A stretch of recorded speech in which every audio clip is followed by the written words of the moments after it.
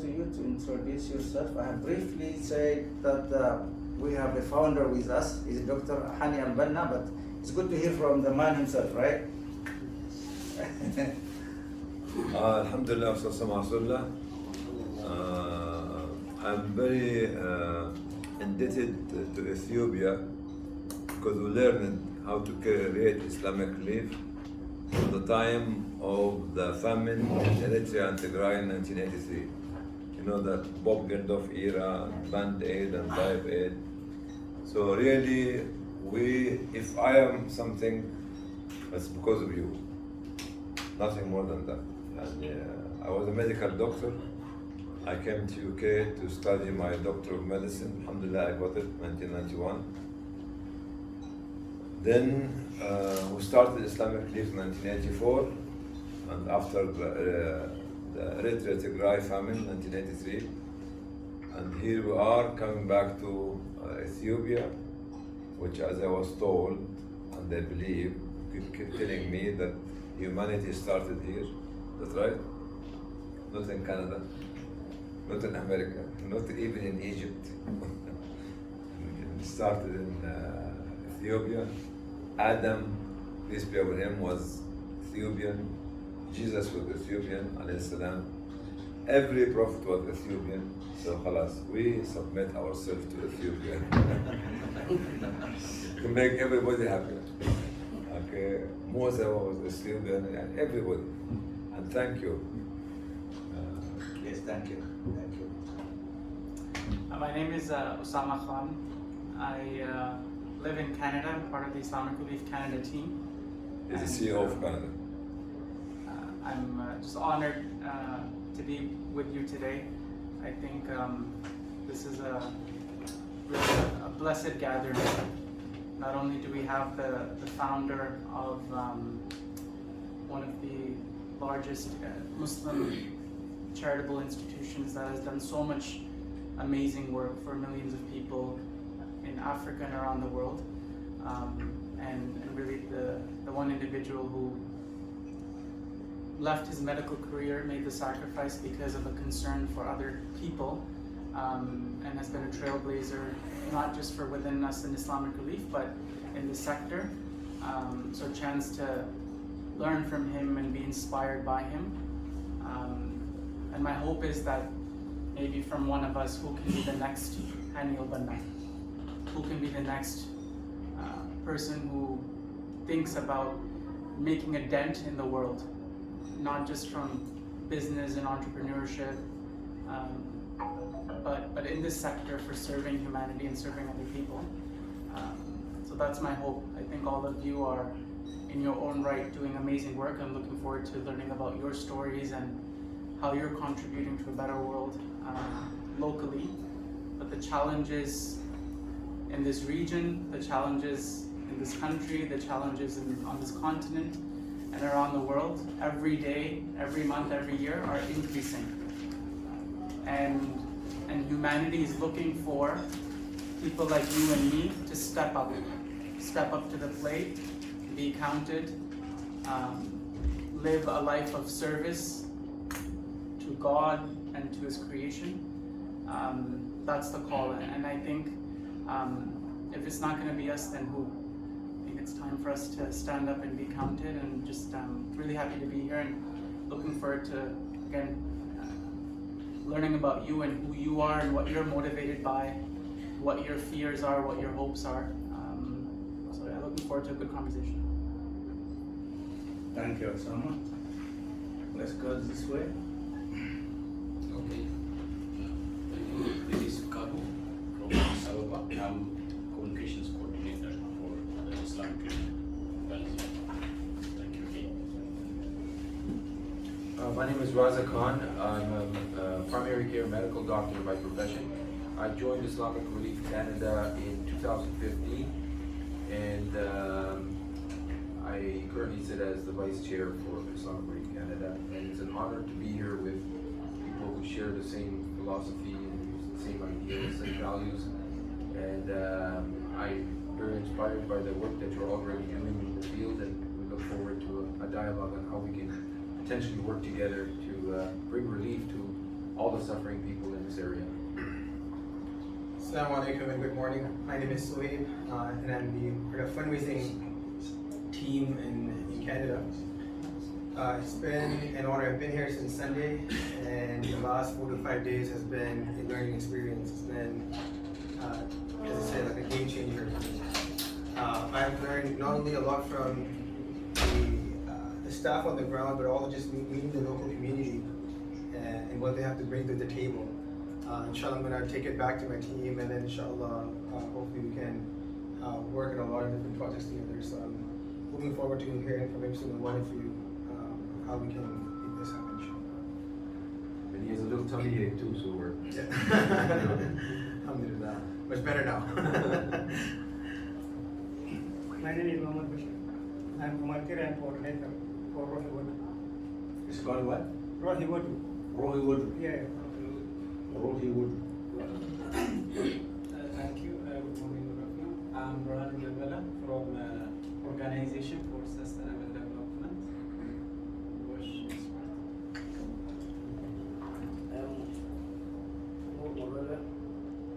As I had mentioned before, I introduced myself here. Again, I just introduce myself as area coordinator of Ani Action for the Needy in Ethiopia. This is a local NGO. Action for? Action for the Needy in Ethiopia. Action for the Thank you. I'm area coordinator. My name is Hanania Mohammed, manager of Mabai Sahor Development Organization. Mabai Sahor Development Organization. Mabai Sahor. It is established in 2015.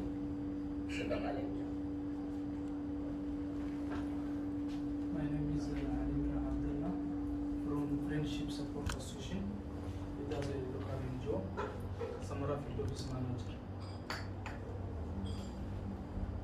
Bismillah, alhamdulillah, salatu wassalam. My name is Umar Ibrahim Muhammad from organization Darul Hijratain. Darul Hijratain Italy. Darul Hijratain. Umar Ibrahim.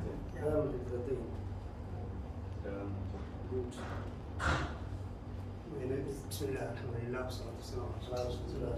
My name is Ali Khalifa Musa, Director Darul Hijratain Development Foundation. You're together? Yeah. My name is Tashoma. I'm the program manager in Islamic Relief. My name is Karmal Ramare, humanitarian project coordinator from ICDA, Action for Sustainable Development Association. Okay, Assalamu alaikum. General Idris Mohammed from Help African Integrated Development Organization. It is a local NGO which created at the end of 2021, the director and founder of the organization. Thank you very much. Thank you. I have two names. My name by Western is Valerie. By the Afar is Malika. I've been here 33 years, and that's an explanation of what's a white woman doing here. I live in an Afar family.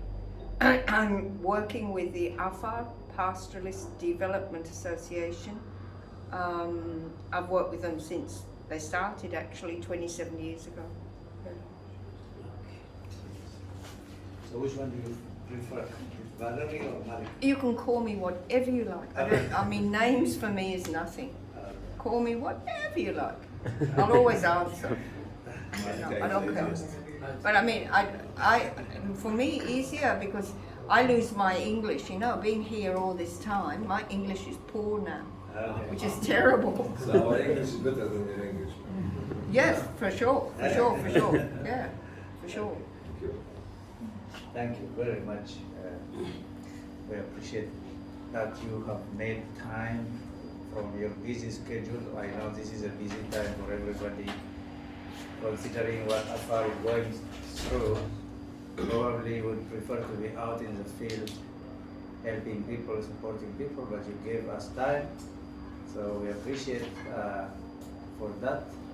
I'm hoping that there is someone, I don't see anyone yet, but from The government. the government, Yeah, Huh? I think already the bureau head have been addressed the issue. Mm. So I think the delegated person doesn't. You're not coming. I think so. Yeah. Okay. Already That's already fine. addressed that. Okay. So I think the idea is mainly to hear from you. You know, what are the kind of work that you are doing on the ground? What are the challenges? What do you look forward to do? How can we cooperate and work together and maximize our impact together? Because there is no one single organization that can work alone and address the challenges that we have at hand. We all have to work together because we have common objective, common goals. So we would like to hear how can we best work together and maximize efforts. But before that, just a brief kind of outline in terms of what exactly are you doing in your respective organizations? What are the gaps, and what do you foresee going forward? Okay. So maybe this time I can start from this end, and we go like this from your organization. From me? Yes. Okay.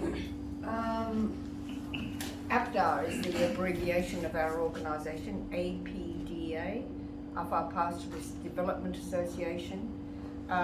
Since its outset 27 years ago, when the Afar were totally illiterate, no vaccination, no maternal health, no nothing, were not in the Ethiopian economy at all, and Afar were drinking lots of milk. Yes. Then they were fine, but the leaders of the Afar said, let's form an organisation because we are not sure if we can go on year after year in isolation from Ethiopia, in isolation from everywhere. Realising Afar are in Eritrea and Djibouti, yeah? And at that time when we started, it was the Djibouti Civil War. So here we are with another war. It's wonderful. We're doing a bad job. So all in all, the organisation started from the grassroots, from the community leadership, and it trains and works with people it enables inside the community. So health workers, women extension workers, community teachers, and environmental scouts. They all are residents, relatives to the community. They're enabling, and you can call them agents of change. Yeah, we've been doing this development work, 27 years. I've never, in my 33 years of being here, seen the Afar like this. To me, it's terrifying. 100% terrifying, and I mean that. Okay, I'm not a young woman, right? But I've walked many places in the Afar. What we are facing today is all the work that we did is being ripped out. If you talk about government infrastructure, they destroyed it. They took it out. I've been to a couple of water pumps, for example, in Shifra. I'm not a I'm nothing to do with engineering, nothing at all. I've actually got a medical background. But they unscrewed the gate valves. They took out all the valves that makes the water pump so that you can have animal trough there, humans collecting water there, and separate and work well. So now the well doesn't pump. Now how silly. In a school, several schools I've been in, they have uploaded all the equipment onto the floor. Okay, so one school I can think of, it looks to me like some nice NGO had given them a library and a school laboratory. They cut up all the models in the school laboratory with some form of knife. So there was a model of the heart, the human heart, model of the eye, so that children can take it apart and understand what's going on. They cut it all up, it's on the floor. Okay, the library books, upside down, trodden on them, ruin them, squeeze them. And when you go into the health centers, what they did was absolutely amazing. They just took away anything useful. And then other than that, for example, all the vaccination cards of the children, just the whole lot, boom, on the floor. So you've got this much paperwork on the floor, and in a couple of places it looks like they urinated across it. So it was deliberate to make a mess and label it a mess. It's horrible. So this has happened systematically through the places that you've been working in Zone 4, and now we will find the same in Zone 2, which is where the war is now. It's shocking that so many have died. It's shocking that so many are injured with their legs blown off, children burnt, etc. There are a lot of very badly injured people in Dukti Hospital now. But maybe the worst is that they've taken the future out of the Afar. That is the livelihood. Okay. Afar are normally, as you know, with goats. So they either ate the goats. In Zone 4, they ate a lot of goats. They were there for 7 weeks. They systematically slaughtered them and ate them. You've got armies, at least of 10,000 men or more, eating Afar goats daily. And if they couldn't eat them, they burnt them. So there's a lot of very, very, very, very strongly poor people now. Yeah? Then what happened? Okay, I'm telling you more of what happened than what Abdar does, but we work in health, in education, in livelihood, in water access, in veterinary work, in marketing and so on, and in women's opportunity to be part of development through their own empowerment. So all this has happened in a meaningless fashion, completely meaningless. Afar now have got to stand up and recover. And I don't know how it's going to happen. In my mind, the greatest fear I have is that the Afar region today is nearly 100% food insecure. 100%. I went to DPBB not so long ago talking to Mahi, and I said, I thought I saw a figure where 85% are dependent on government food. Oh, he said, Malika, you're out of date. I said, oh, really? Well, tell me. He said, well, it must be near to 97 now. Because they displaced hundreds of thousands of people. They took away their livelihood. If they were in the town as a businessman, their shops are systematically looted. I was in Shifra, which is we have on the western border 2 big markets, Shifra and Yallo. I was in Shifra recently, and they have small little alleyways with shops and shops and shops. I don't know how many shops, hundreds of them. They call themselves Little Saudi because they think they're a self-sufficient market. They told me we don't go anywhere else. We get everything here: shoes, clothes, bags, electronics. Everything is here, no problem. What the TPLF did apparently was bring in trucks to Shifra. One truck load all the food they found on, another truck all the electronics on, okay, another truck all the clothes on, another truck, and so on. Systematically looted to the TPLF. So there's not one shop in Shifra, and I'm not sure how many hundreds of, they're small shops, they're not huge, but how many shops are looted? It is hundreds. If they couldn't get in, they just had something hard metal, bing, they bent the front thing, and then they got into the shop. So this has happened to those, the deprivation of livelihood has happened not just to the poor pastoralists, to the traders, to the people who had something in their hand to help other people. Afar have this culture of helping each other. Now, it's very difficult, very, very tough. So I will stop because there's plenty of people to listen to in this room.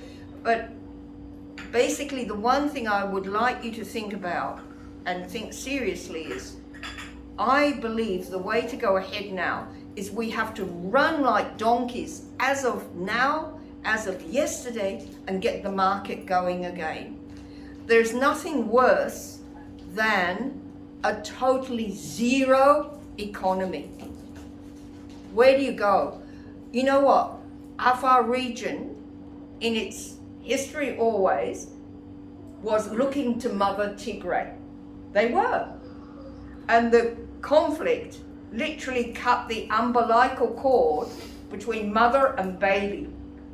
And then Mother Tigray said, I've cut the umbilical cord and I will not breastfeed you. Forget it.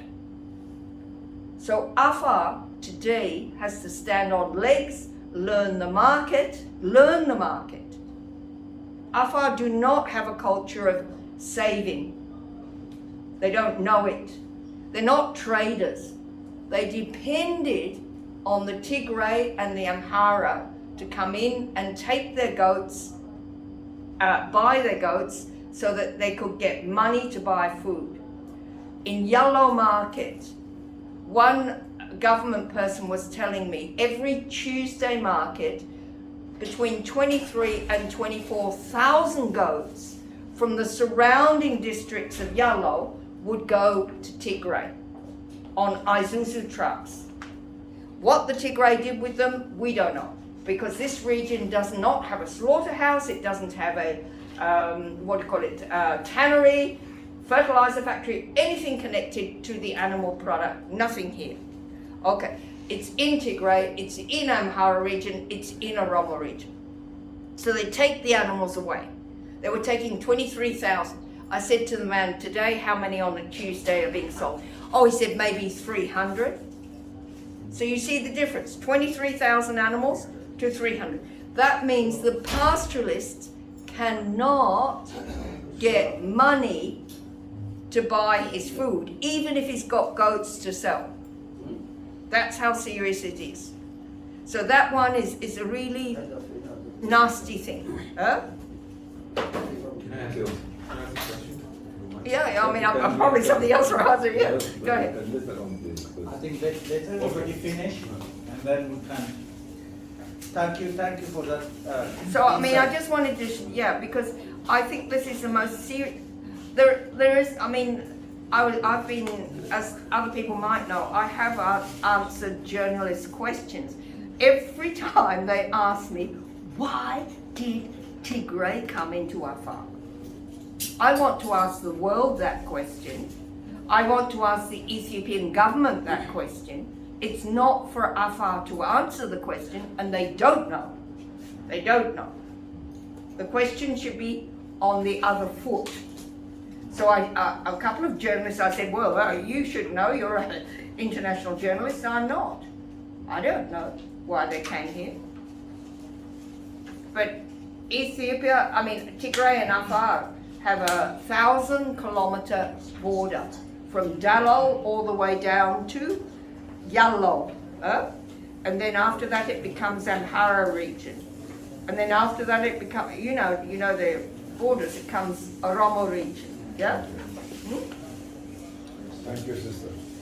Thank you so much for that insight. So let's hear from the brother next. Okay, thank you so much. Help African Integrated Development Organization is a young organization which created about at the end of 2021 to serve the population. Can I ask if you could just speak a bit louder? Yes. Okay. Thank you. Help African Integrated Development Organization. That's the name of the organization. It is a young organization which created about at the end of 2021 by the youth and the intellectual of the Afar community. So there is a young and new organization, local organization, which get a license from the federal about at the end of the 2021. We mobilize the youths to work and serve voluntary for the community, and also we participate in every movements and meetings in the region. We have a good participation and also with good communication with the government and local NGOs and international NGOs till now. Inshallah, we hope work with the Islamic Relief and also Thank you. the brothers. How do you see the current, what's going on, what has happened, and what's your assessment of the situation? As you heard, just in Afar, as you know, at the border of the Afar, there is the conflict of community in the dangerous situation. More than 200,000 households displaced from the northern, about 6 waradas and about 6 and one city administration from the northern parts of Afar. As you see in the IDP site and also here Silsa, Kori Warada, and also just there are and whatever. There are danger conditions and very serious problems in the community. Thank you. Okay, thank you. As I mentioned earlier, ICIDA was was founded in 2006 and operating its projects in Afar for the last 40 years, and we have working on serving the community in different situations, and our implementation area have diversified. We are working in agriculture, research, dissemination projects, wash, nutrition, GBV, and different project areas, and bring this onset of a conflict or human crisis in conflict with the region or on the conflict. We have working with IOM, IRC, and WHH, World Hunger, by distributing NFI and SNFI distribution in Zone 2, Zone 4, Yalo, Gudina, Aura, Awa, and Chitra, and Abalan, Rabti Orada. Then now we are planning to work with RRF in Magali very soon. We will starting from Monday. We start to addressing 3,000 households in Magali, Dirma site, IDP site, and with IRC can start very soon in Afdera and Kauri Warada.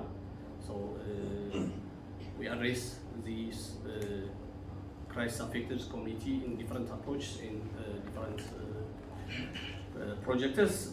In addition to the humanitarian or emergency projects, we have started to work with water office addressing recovery projects in Awa and Chifra by solarization projects, the borehole to improve from generator to solarization projects in different humanitarian projects are working together.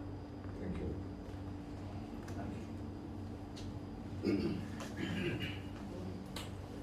أقول بالعربي والأفرادي إن شاء الله. أنا أقول بالعفاري هم ترجموا. يعرفوا؟ أوكي عربي. هاي خلاص. None of us know Arabic, so we can't translate. So unless you will translate. Yes, possible. نحن كمؤسسة دار الهجرتين عملنا دراسة ما يتعلق الآن ما يجري في إقليم عفر. ما ابتداء من اليالو وشفرة وما إلى براحلة وبعالة وكرنبة ودرل. We have made a study to study all the different regions in Afar, from Yallo to Abala, and all these different, all the different places in Afar. الآن يختلف الأحوال من منطقة الرابعة يالو شفرة هو أورا. أما المنطقة الشمالية عندما بدأت الحرب بالسلاح الثقيل وقصفوه والناس كلهم مهجرين. The different situation from the fourth region to the north because of the arms conflict, and people are suffering badly in these two areas. ما حصل الآن في المنطقة الشمالية What happened in the northern area? تقريبا أكثر من 300,000 More than 300,000. ومنهم إلى الآن لم تتمكن الحكومة أو من المؤسسات الإنسانية أن تصل المساعدات إلى هذه المناطق بسبب عدم الأمن والطرق ما موجودة. More than 300,000 people have been affected in this area, and some of them that neither the government nor any INGO can reach them because of the insecurity and the road situation. لمدة 30 يوم الآن. 30 days now, for 30 days. وكبار السن The elderly people تركوه في مكان اللي كانوا فيه في البداية في بيوتهم، وأهاليهم كلهم نزحوا، منهم من مات تقريبا 80% الآن من كبار السن كلهم ماتوا. So to move out from the houses, they left the elderly people in the houses and went out, and more than 80% of those elderly people left in the houses are dead by now. لم يدفنوا إلى الآن. And dead, and nobody buried them yet now in this area. ومنهم من مات كان عندهم أمراض السكر. Yeah, some of them were sick, yeah. وأمراض إيديس اللي كانوا مثلا عندهم أمراض إيديس. Different diseases, and which was no medicine for them, like diabetes, heart problems, AIDS, they died. والحوامل ولدوا في الطريق، منهم من مات أطفالهم. And the pregnant women during the journey, some of them have delivery during the journey, and some of the babies might be dying, and some of the women actually died as well. This is the humanitarian situation. هؤلاء الآن بحاجة إلى مساعدات. They need urgent. Yeah, as I think Sister Malika or the official from the government this morning said, 97% you said they need assistance. Nearly 100% need the humanitarian assistance. Food support. أدوية ما. Yeah. كل هذا ما لا توجد بحاجة إلى هذا المساعدات. They need everything: food, medicine, water, shelter, as you say. منهم أن وصلوا من هذا المناطق 400 كيلومتر 500 كيلومتر، الآن موجودين في سلسة. لم يجدوا ما يشربوا. الآن أنا كنت متواصل معهم، يعانون مشكلة الموية ومشكلة الأكل في السلسة تقريبا 60 كيلومتر من هنا. Somebody have walked for about 400-500 kilometers to come to Silsa, and there is no space for them, there is no money, and there is no water for them. There is nothing for them in this area, unfortunately. Exactly describing the same situation mentioned by Sister Malika and the brother as well. It is an unimaginable situation in this region of the world. الآن إحنا كمؤسسة قدمنا لشفرة وأورا ما يقارب 1500 أسرة رز، تمر، لبن. They helped more than 1,500 families in Shifra and Aura, and which is food, rice, دقيق، flour, زيت، oil, سكر، sugar, ملابس، clothes. هذا كله قدمنا لهؤلاء. الحمد لله، جزاكم الله خير. والآن عندنا برنامج للمنطقة الشمالية for the north. حاليا جهزنا للأكل للأطفال. for the تقريبا food, children for food. 1500 كرتونة موجودة. Inshallah, 1500 boxes of food for the children. Jazakumullah khair. May Allah bless you, inshallah. And the name of the organization? دار الهجرتين. Dar al-Hijratain. In English, Dar al-Hijratain.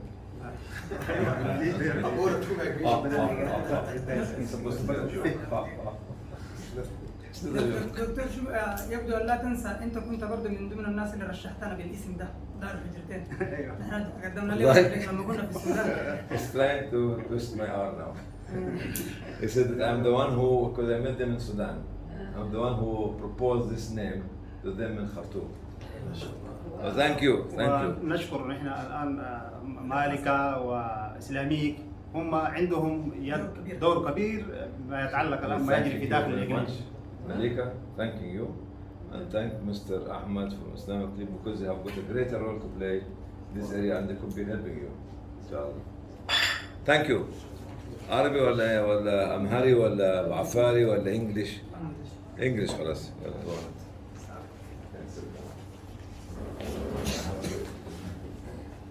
FSA has a Friendship Support Association has established and legally registered in 2007.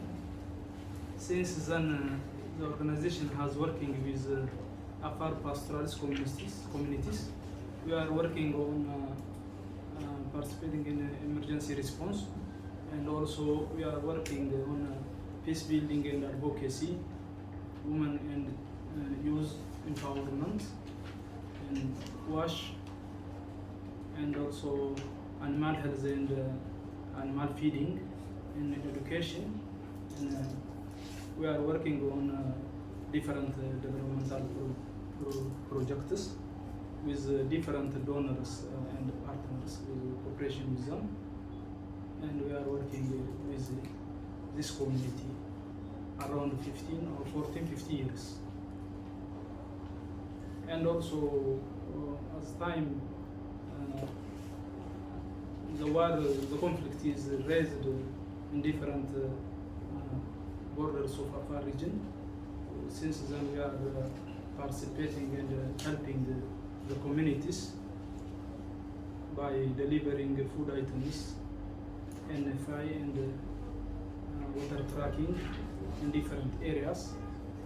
We made food support for around 4,000 households in Konnaba by the cost of around 11 million, and also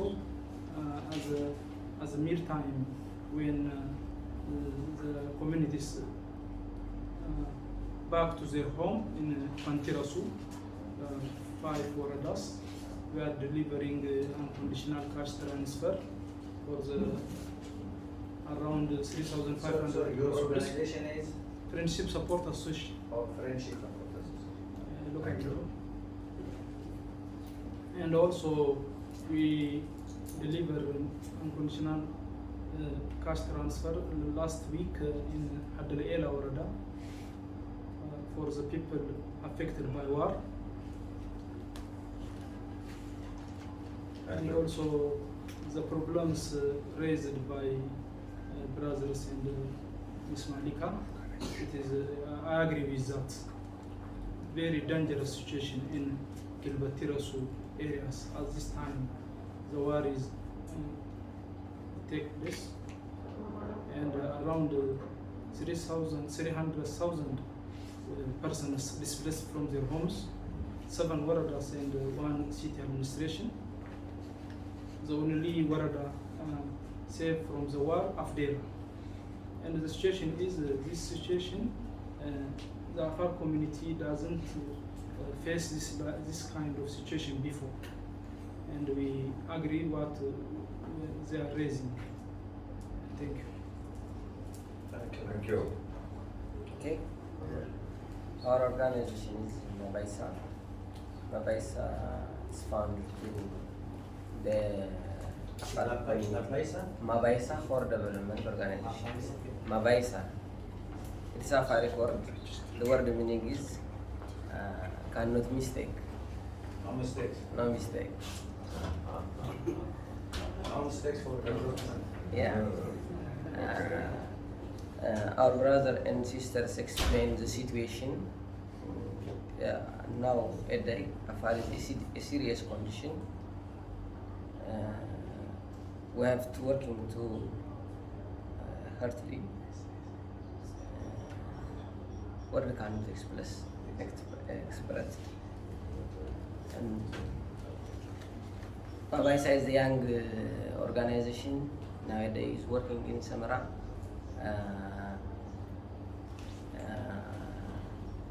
One Warada.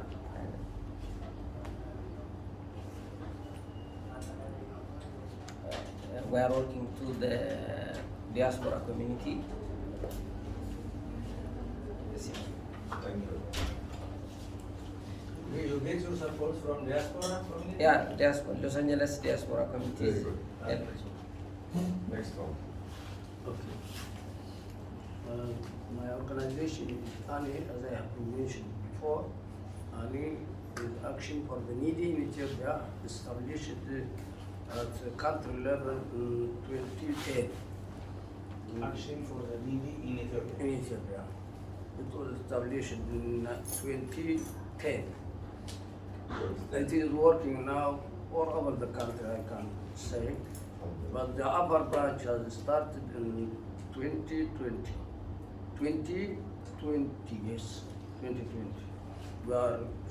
We are working in 2 years in upper, and we participate in environmental and energy works here in Afar, and at the same time we are working in IDP sites in shelter and wash.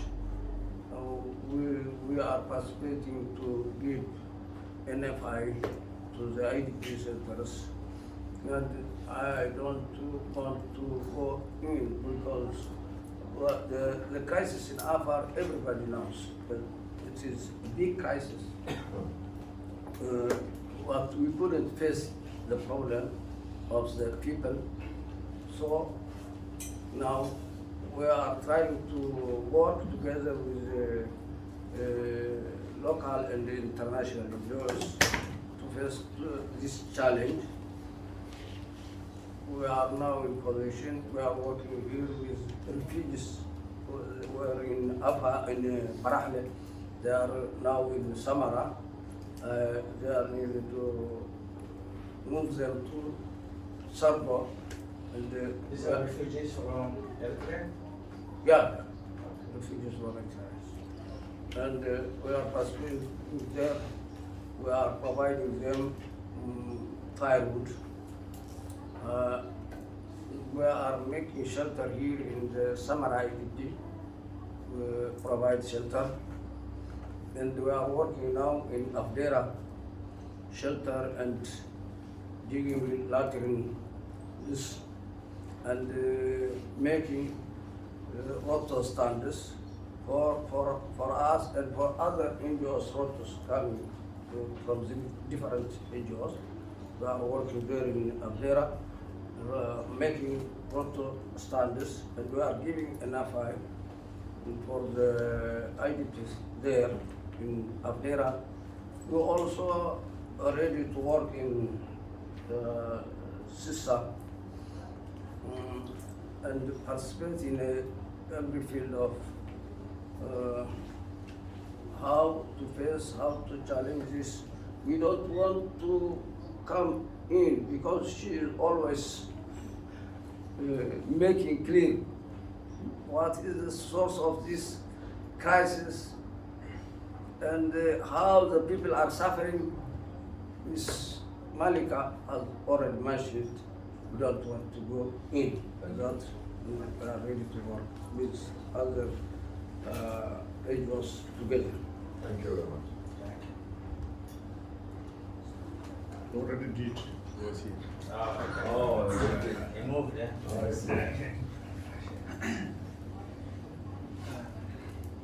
Thank you so much. My organization is Organization for Sustainable Development, and it's founded in 2011 and started working in Afar region 2014 with Eritrean refugees in Barahale and Asaita. Mainly, the organization is working for intervening in environmental protection, energy, GBV, wash, livelihood activities, as well as emergency activities in different parts of Afar. For example, now actively working in Yalo and Wilina in Zone 4.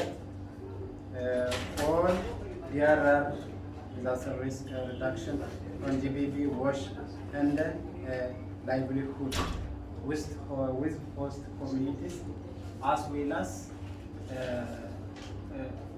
returnees or internally displaced people are somewhat mostly returned to the area, and we are helping them with food aid as an emergency. For example, recently the organization distributed for about 200K households in both Yallo Warada and the Gulina Warada of Zone 4.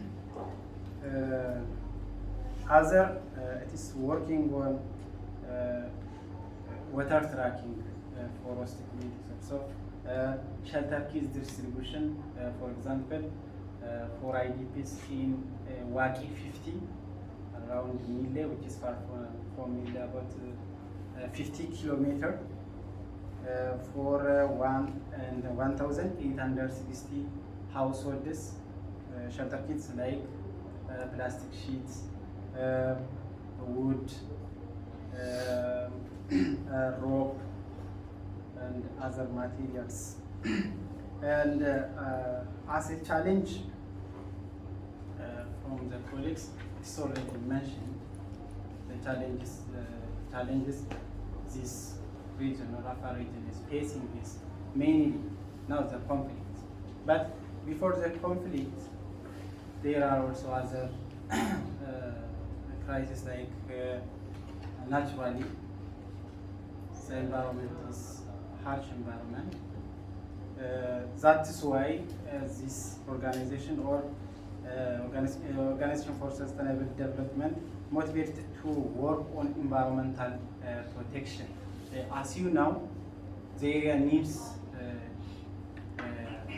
green plants. It is a very dry area. If we green it, some conditions may be convenient for people. For example, as organizations experience around the refugees in Aisaita, before the organization started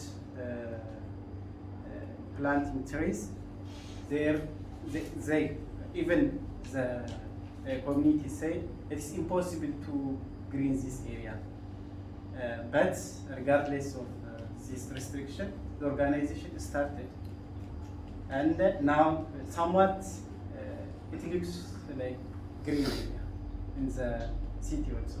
In Barakali, I was there for about 2 years.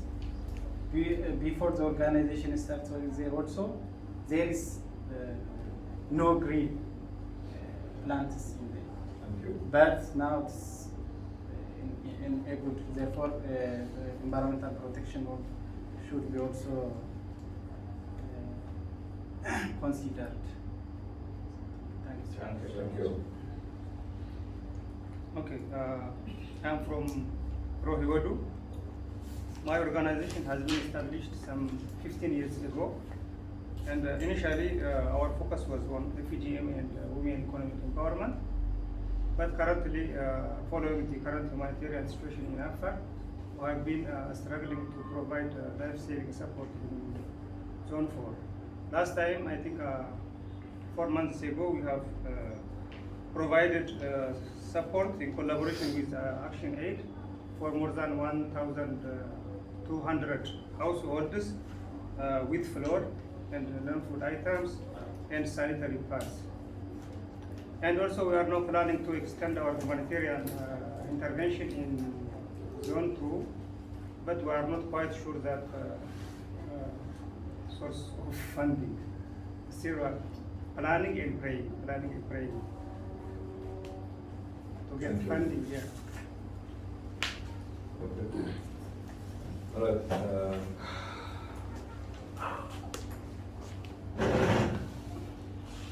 Alhamdulillah wa sallallahu ala Rasulullah. I learned a lot in the last maybe nearly hour now, less than an hour. Start from Sister Malika to Brother, what's his name? Muhammad. We did not realize how bad the situation in Afar is or was, and we did not understand, as Sister Malika said, why Afar was involved in this conflict. And we did not understand why this brutal attitude of those people towards the Afari people, despite the fact they were not a part of the conflict. All these questions has been raised by all of you and led us to think deeply about our role. I was trying to talk, prepare my intervention today to make it theoretically, localization, leave no one behind, what is that one, grand bargain, then MDG, then SDG. I said, forget about the academy of it, and we have to work together. Because the problem facing Afar is beyond even many international organizations can deal with it. Building the local economy, which is one of my dream projects. I love market, I love bazaars, I love people who can come out and stand with the goats or with sheep in the middle of the very open area to sell, or a woman can do something at home and come and sell it there by the day, the local market. And this is, if I die today, Sister Malika, just follow up what my dream is, building the local market, building the informal economy, particularly in countries like Ethiopia and Africa, because informal economy could constitute 60 to 70% of the economy of the country itself. But to do that, we have to sit down together to understand that we have one common objective and to agree on one common objective. When we visited, sorry, not I, when we visited Garawi in Somalia 2005, in a very, very primitive place, we sat and met in a less advanced room than this one, and we have 8 or 9 ministers with us: agriculture, education, health, judiciary, law, and others. And each minister was actually trying to talk about his ministry, at the end of his ministry. But the final answer from us was, if we have got only $100,000 and want you to agree on one project, the collective has to agree on a vision, a strategic vision. What this project will be for you people of Garawi in Puntland, in Somalia, said water.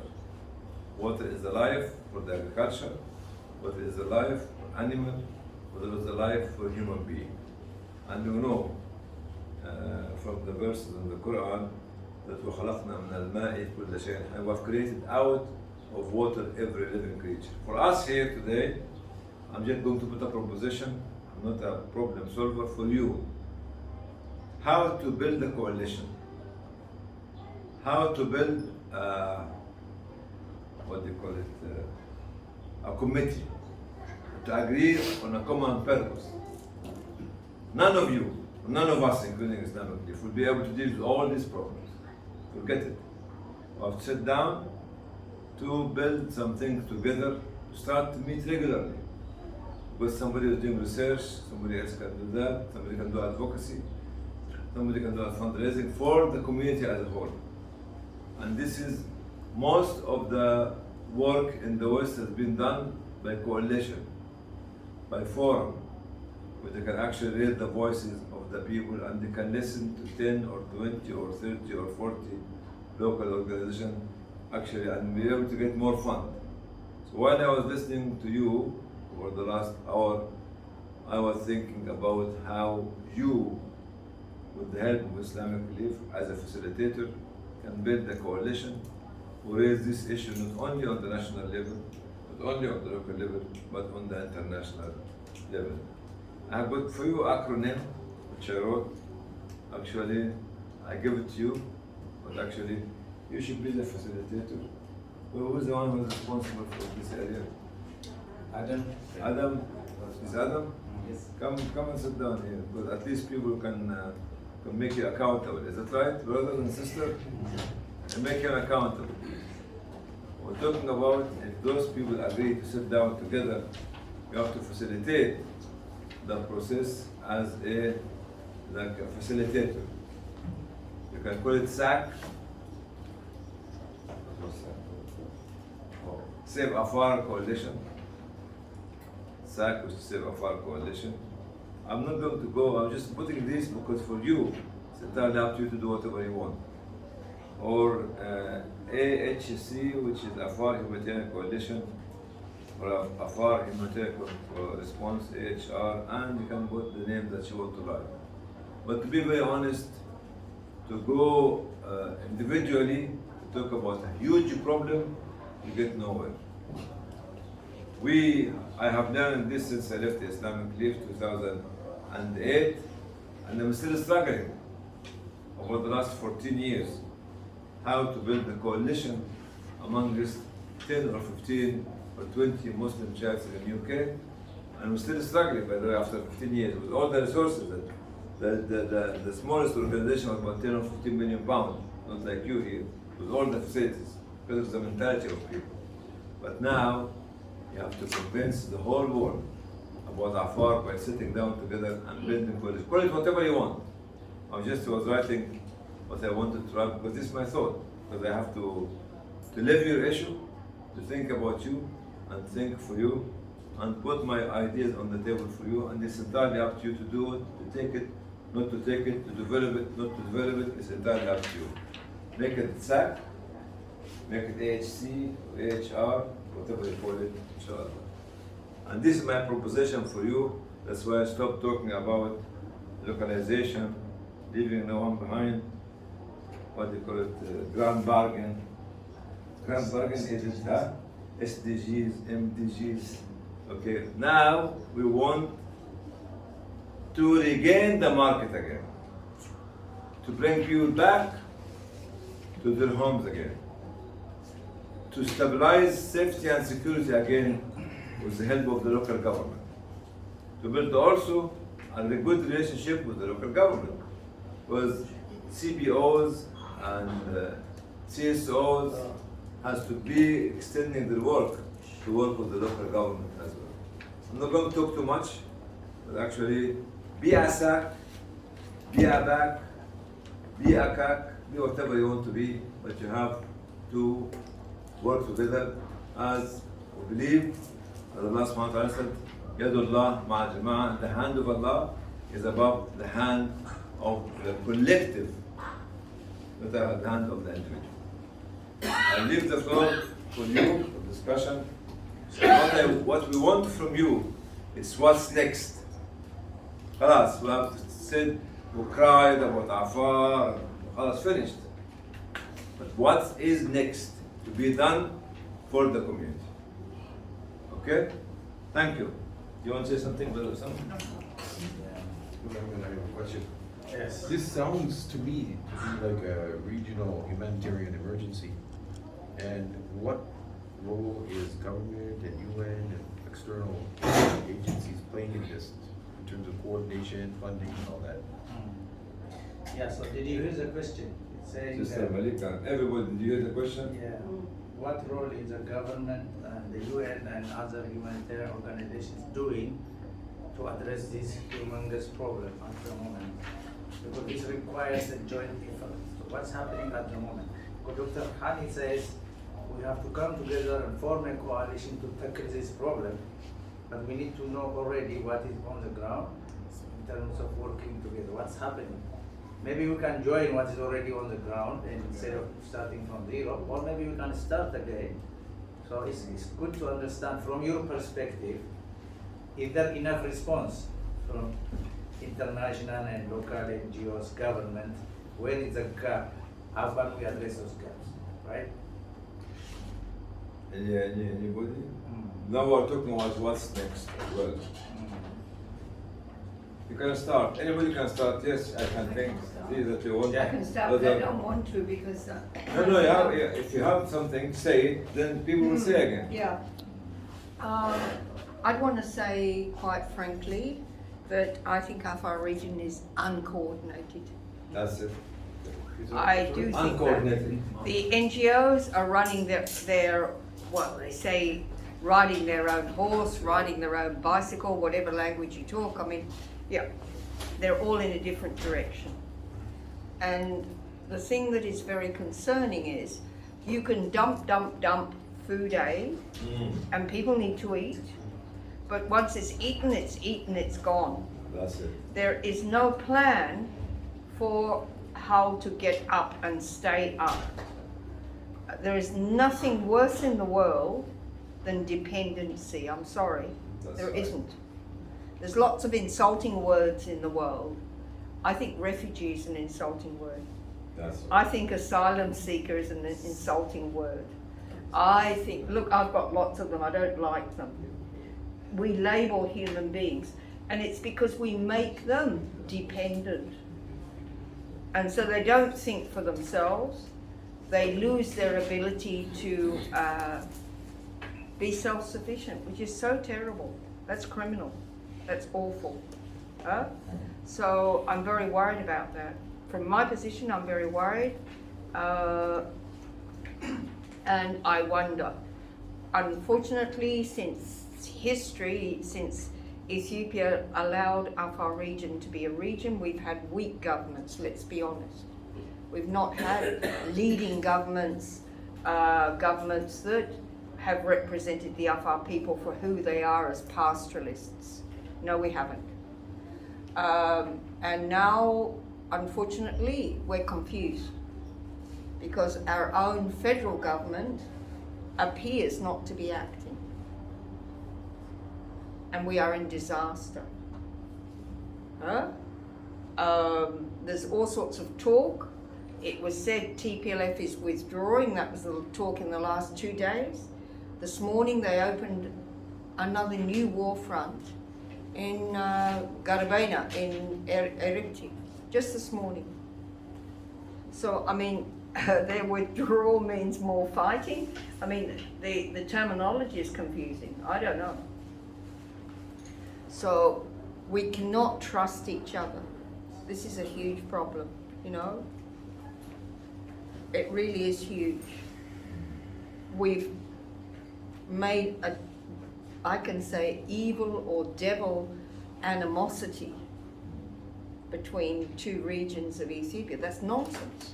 Why? So we are in a sticky, stucky mess. To my mind, in short, we need accurate international advocacy that speaks the problem properly. We're now going to have to live in the shadow of Ukraine. That's right. Ukraine, what's happening in Ukraine is what's happened here. We've done it. We've had the tank warfare. We've had the artillery warfare. We've been burnt. The houses are destroyed. But it's happening in Ukraine now. Okay, but it's a political, I mean, here we are, humanitarians. There's a political agenda. It's all above us. Sorry, I'm old and cynical, aren't I? Very terrible. But ideas never become war. Ideas never become war. That's true. That's very true. But in the end, Afar need a lot of, in the NGO world, let's talk just about the NGO world, we need strong leadership. We do. And we should be deliberately told to collaborate and coordinate.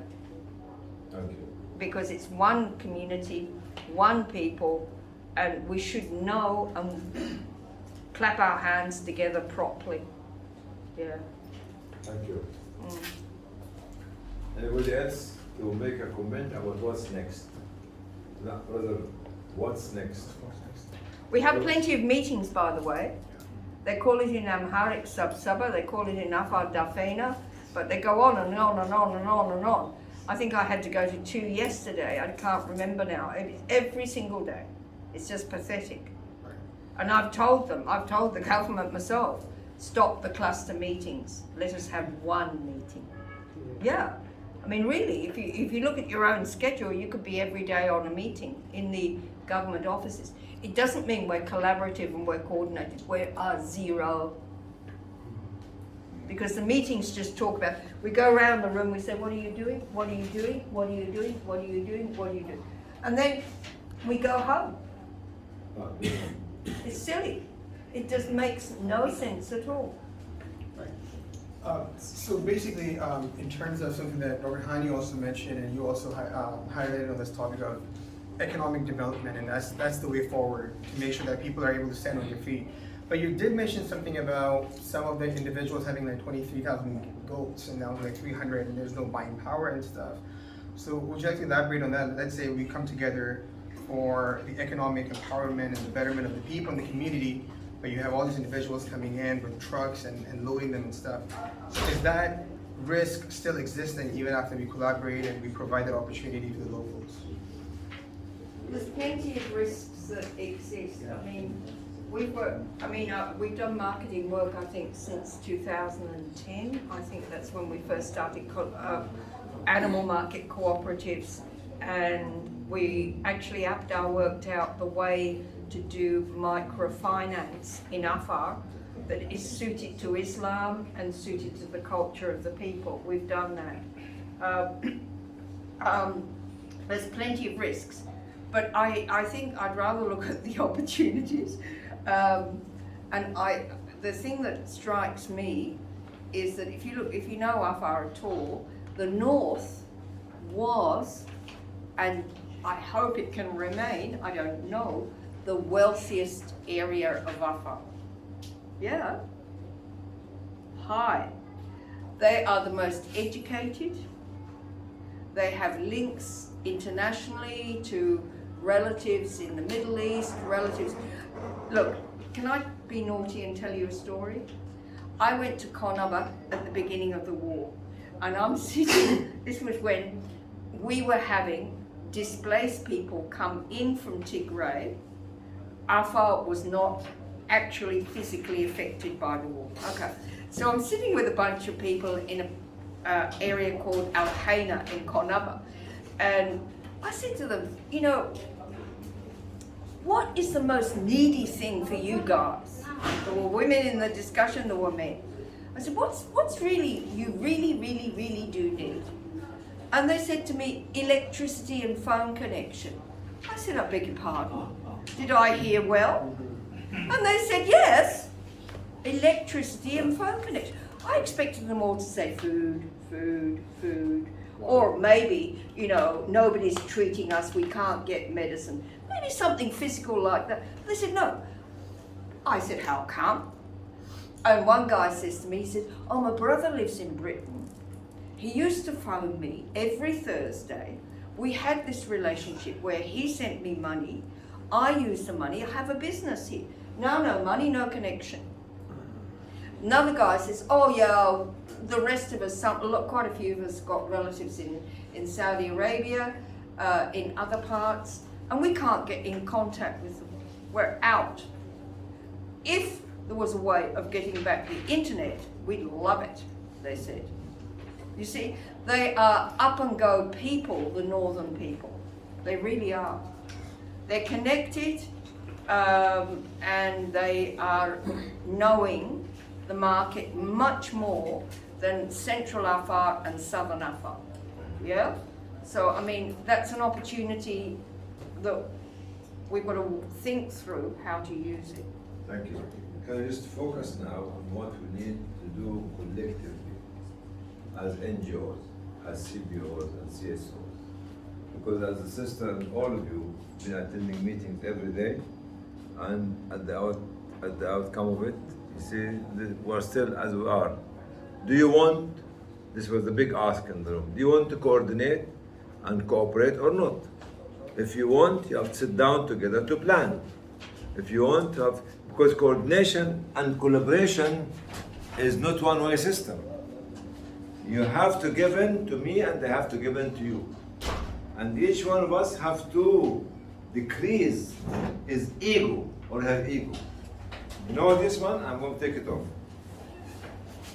Take it. I'm not going to worship the ego of Islamic people or the ego of any organization. I'm going to worship the mission, the message of the collective. If you people are the best people who can find the solution, is the local community. The first responder is you. You are the people who have the knowledge and who knows the know-how and who can be motivated, innovative and pioneering. If you decide today with Islamic belief as a facilitator, not as a member, as a facilitator, maybe providing you a room to sit down, some refreshment, and maybe some consultant to help you to collaborate and coordinate, to go forward. Otherwise, we'll have a hot air discussion, and it can be, when I come back here maybe in 2 years, we will have the same meeting and we'll say the same thing again. So, do we agree? Just a pusher now. I'm a medical doctor, pathologist. What medical? What you said you were medical? Oh, only nurse and midwife. I'm not. Midwife. Not No. Cool down. Midwife teach you how to push, not you, but your wife. Till the baby comes out. You have a baby recently? You had recently a baby boy, and also my daughter had a baby boy as well. Thank you. Abraham and Yusuf.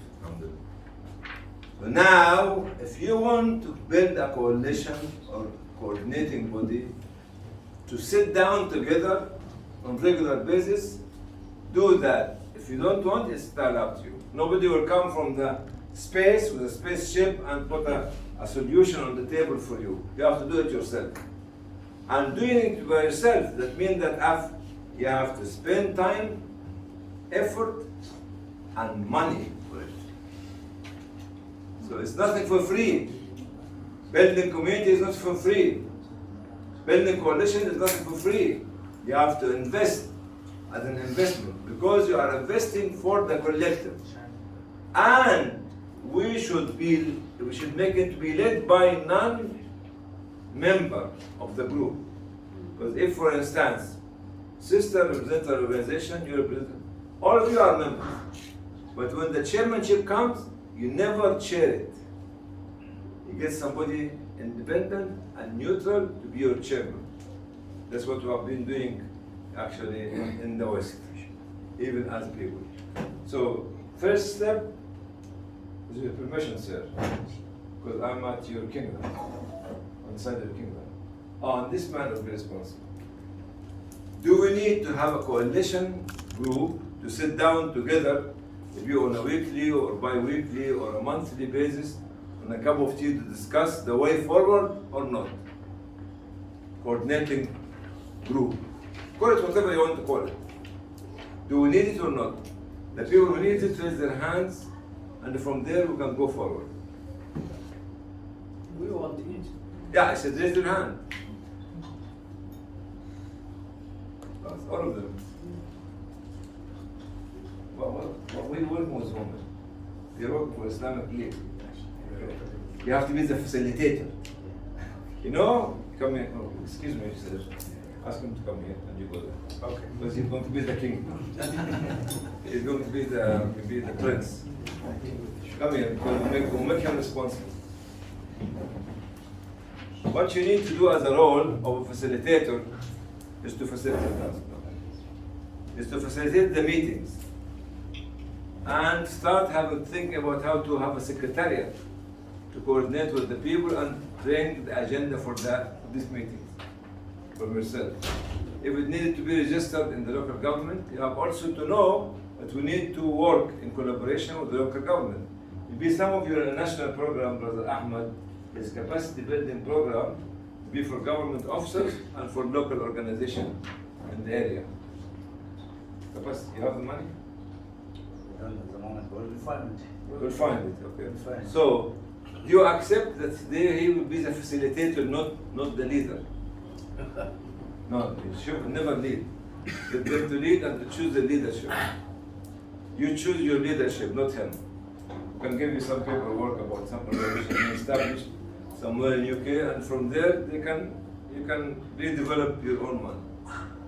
Okay? He should be the one providing the platform for you to meet on a regular basis. But if I can ask a question,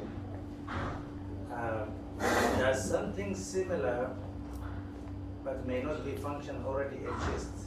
Are we starting reinventing the wheel? I'm assuming, there must be some sort of local INGO, local, NGO, GO forum or something. It doesn't exist here because something like that existed in Addis. Yes. If we already exist, we don't want to reinvent the wheel. We Yes. want to strengthen that. We don't want to do it just for the sake of coming together and starting something new. Okay. That's my stand. Agreed. Yes. Any answer? Because I'm a visitor. I'm not a local.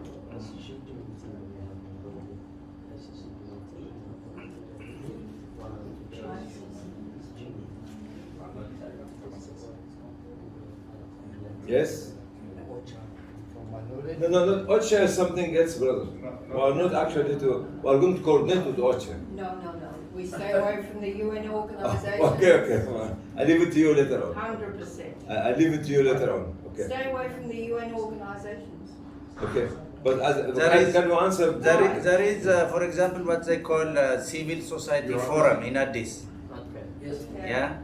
Do you have something here Do like you have this? something like that already? No? No?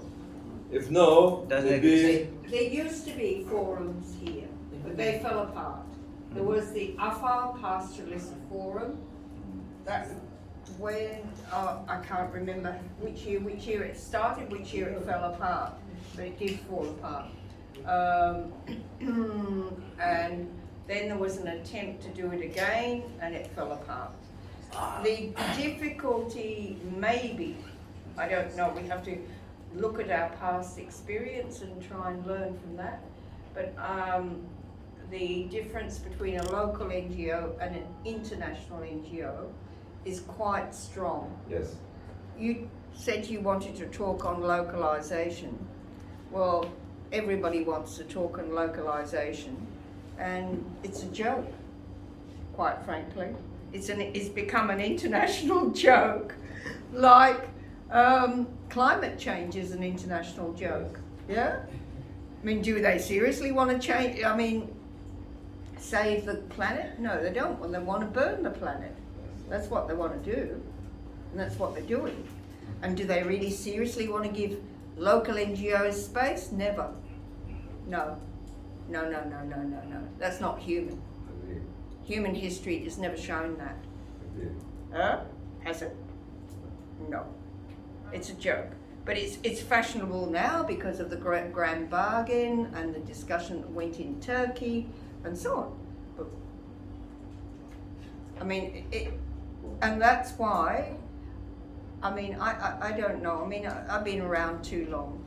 No. I have. Still Because I came here when I was 22 years old, my God. I saw the end of Haile Selassie, so calculate my age. There you go. But no, I mean, the world does not hold the UN agencies accountable. That's right. And this is the mess we're in here today. We're seeing it physically. What? We are. And how do you do that? But I was only proposing it because of access to additional funding. Because this is going to require lots of resources. I don't know whether it does require, I think we just put the full stop at the end of resources. We don't see community capacity, we don't see community ability, we go down to the bottom layer and say the cup is empty. We haven't got anything at all, when we've got plenty. Huh? And so I think that's foolish. You do keep reinventing the wheel, which is useless. We've done it tirelessly and got nowhere. So we've got to do, I really believe we've got to do something different. And I don't know, there's lots of sayings, out of the box, whatever, but forget all these crazy formats. Forget all these crazy manuals. God help us.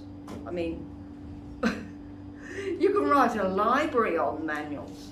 Yeah? And do they improve us? Are we more accountable? I don't think so. So this will let us to go to a conclusion that you need to do something which actually, but you have to learn from the mistakes which happened in the past. Anybody would like to make any comment from the local NGOs? I myself, I believe in localization as an individual and empowerment. The word empowerment has to go from A to Z, not to stop in the middle by humanitarian response or by a sector. Just empower this group and this group, not this group. Okay? Do you want to end poverty? That's a big question, isn't it? Yes. Most of the world doesn't. Yeah, unfortunately. They don't. I mean, so, the year 2030 will be the same or worse. And worse. Brothers in the room, do you want to say anything more? Because you said that you need to coordinate the work between you. Sit down together, but you need, as Sister Malika said, and you, to learn from the mistakes. To have a sustainable committee or sustainable coordination or sustainable coalition. Any idea from you? Because if we request Islamic League to make 1 or 2 meetings for you as a facilitator, you have to put your idea on the table. Islamic League is not going to put the idea. It's you who build it, it's you to sustain it, it's you to lead it. So for example, there is what they call ECC at the moment, right? Emergency Coordination Committee, which runs meetings regularly, I understand, and also you guys go Is to the government? It's led by government, but there are NGOs, and there are UN agencies, and there are UN agencies, there are NGOs also. OCHA and the government run it together, don't they? OCHA is also. OCHA's like a dual chair, I think. Yeah. Do you think that's is that effective? Is it doing anything? Everybody else should talk. What? Gonna be. I'm kidding. No way. I can't.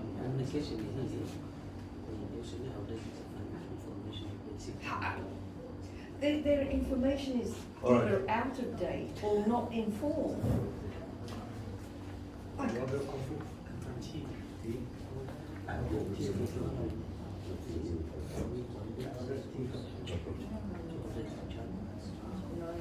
So, colleagues, comrade, since we came from the social background, comrade, do you want to discuss it further in an open meeting? Maybe you can second Brother Chumi to come to help Brother Adam in this coming meeting in a week or 2 weeks, that you put your dreams on the table and see how can you go collectively and be a part of the government coalition as well. Yeah, I'm just trying to look at options, because she's saying we need to look at the way we do business differently. And what is that different other than what we already have? Let's try to explore if there is any different options other than coalition, because coalition is a good thing only if it works. Yes. If it is going to be the same as cluster meetings, where we come together and we go home again as a meet, do again and do, it may not work, right? So it's a good thing. It's a good thing that we come together, we discuss, but we have to make it work. So what should we do differently to make such a coalition work?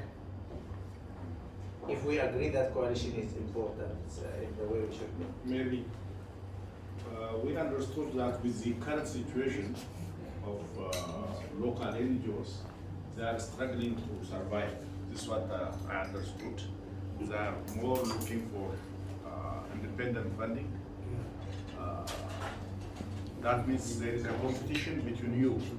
This is what I realized from, because I've been working with other local NGOs also, the board and so on. So in most cases, you are struggling for survival.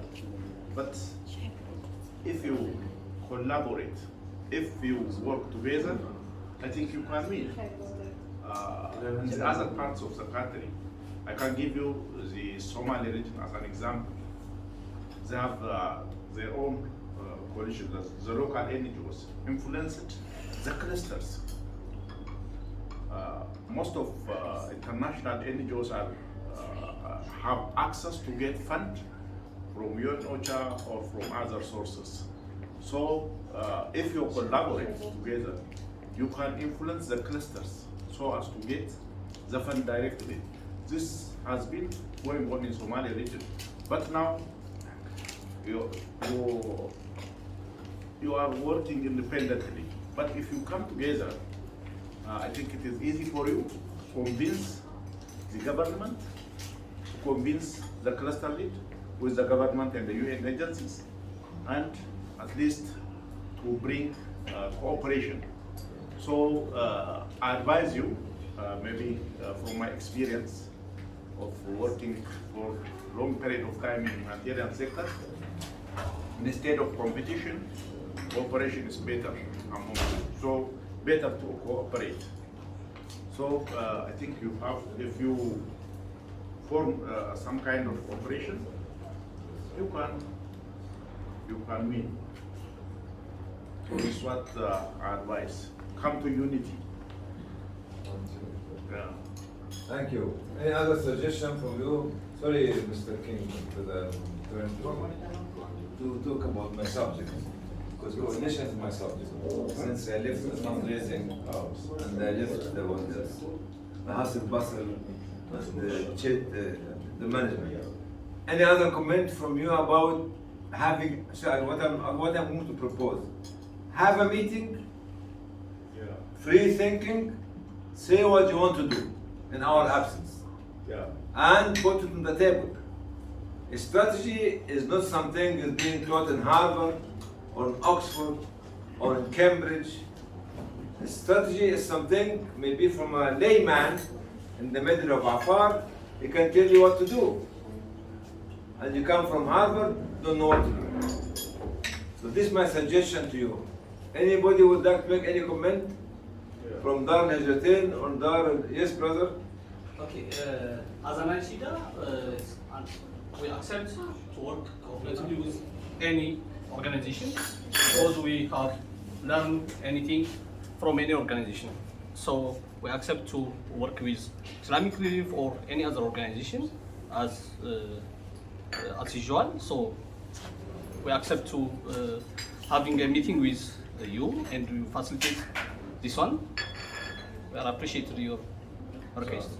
Any other comment? Yes, I'm also supporting the idea. I support the idea. We should be bound together and also support each other and also collaborating with it. Mr. Adam and Mr. Manika should be lead help. I recommend them to lead the program and thank you. Okay, thank you. Anybody else? But this is the local person. Okay. Anybody else from the local? Yes, brother. Give it the camera there. We have to have yes, can you raise his voice, please? we have to have a committee or something, the coordination center. We come together and discuss how to challenge problems in Afar it is good idea, and we support this idea. We can discuss. Instead of